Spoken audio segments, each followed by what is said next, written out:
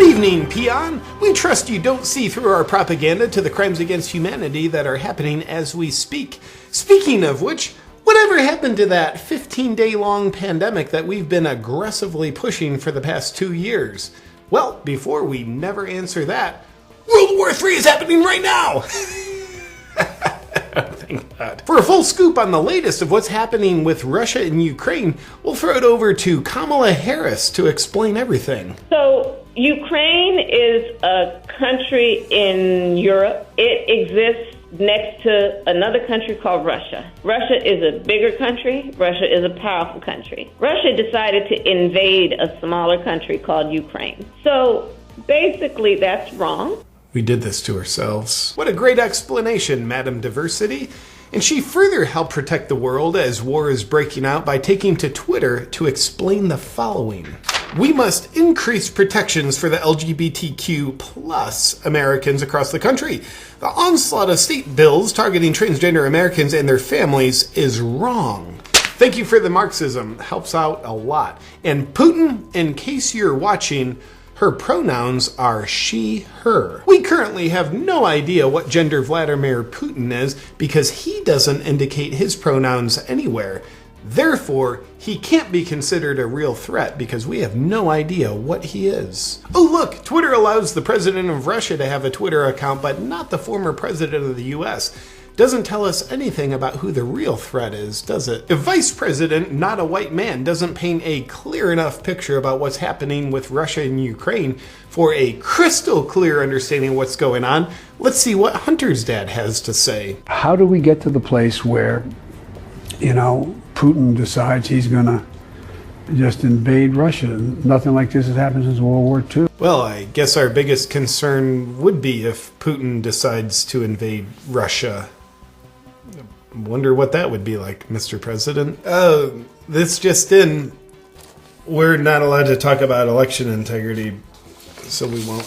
But unlike President Brandon's concern, we don't think Putin will invade Russia. He would be too intimidated by Biden's military. How so?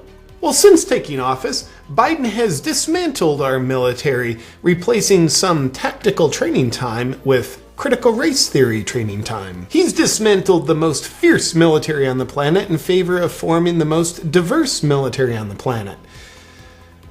Which is exactly how you win wars. Putin's almost all-white military doesn't have nearly enough diversity to stand up against Biden's military. Moving along. Putin clearly underestimates the man who said an infamous KKK leader and recruiter was a friend and mentor. And last year, in an unprecedented move, Biden saved the U.S. from Trump's policy of making the U.S. energy independent when he shut down the Keystone Pipeline, which then made us energy dependent on Russia. Take that, Putin! Now Biden's got himself right where you want him to be. Biden is a world leader who is an expert at playing four-dimensional chess, where he mostly just takes his own pieces off the board. Kinda makes Biden the opposite of how Trump was with Putin.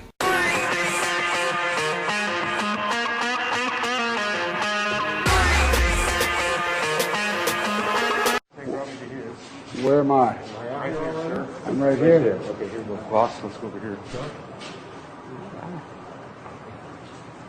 Okay, why don't you turn around to your right? Hey, folks.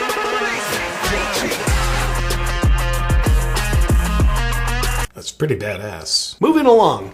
A man arguably brighter than Biden, as if that's possible, Elon Musk says, "Hate to say it, but we need to increase oil and gas output immediately. Extraordinary times demand extraordinary measures." And he goes on, saying, "Obviously this would negatively affect Tesla, but sustainable energy solutions simply cannot react instantaneously to make up for Russian oil and gas exports." Well, what Elon doesn't understand is with Biden buying America's oil and gas from Russia, America is funding Russia in the war. And Elon just assumes we wouldn't want to do that for some reason. You gotta stop thinking like a genius and start thinking like a reptile, Elon. And in dictator headlines, Putin passes a law imposing a 15-year jail term on anyone spreading lies about the military.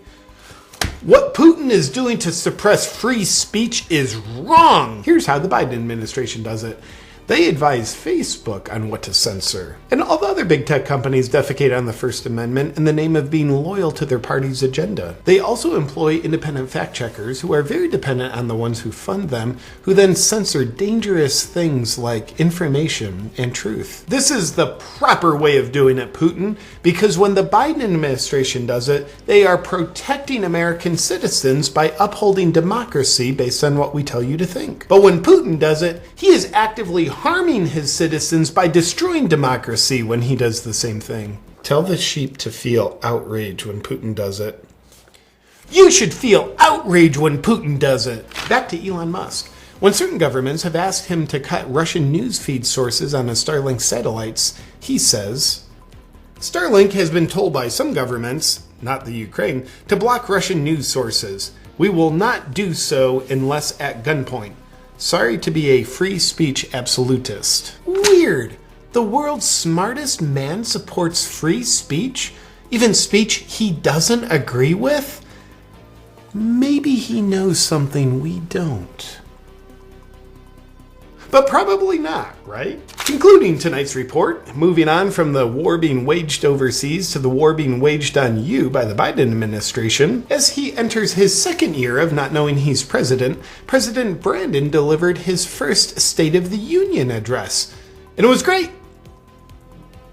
Everything makes sense now, doesn't it? There were three notable highlights from the address. Number one, when Biden said we're going to reduce inflation by increasing spending. Can't wait! It makes a lot of sense. Maybe we'll also reduce global warming by increasing carbon emissions. And we could get people to sleep more by having them stay up all night. And we'll start fighting fires with flamethrowers. Relax. He's got inflation under control, America. And number two, Biden said we don't need to defund the police. We need to refund the police. Some conspiracy theorists think this is the biggest case of gaslighting we've seen since the last time he said words out loud. They're obviously wrong. Joe's been saying we need more police funding all along. Right? Right. And number three, during the State of the Union, Nancy Pelosi was seen trying to keep her dentures from falling out while doing an impression of a praying mantis. But in a very controversial call, our fact checkers have confirmed she was not doing an impression of a praying mantis. She was simply receiving her latest insider trading tip. And finally, after so many examples of seeing government officials who care so much about the American people that they're willing to sell them out for their own personal gain, here is Governor DeSantis displaying the 3 C's of care, courage, and common sense. You do not have to wear those masks. I mean, please take them off. Honestly, it's not doing anything, and we got to stop with this COVID theater. So if you want to wear it, fine, but this is ridiculous. All right, well, it's good to be at USF. Well done, America's governor. That's it for tonight's news. Tune in tomorrow night to avoid having the opportunity to accidentally get in touch with your own critical thinking. That would be dangerous for our agenda. I mean you. Good night. Okay, I was just pretending to work. Which means I want to thank the sponsor of today's video, Cacao Bliss, made by Earth Echo Foods. I work a lot because... for 15% off.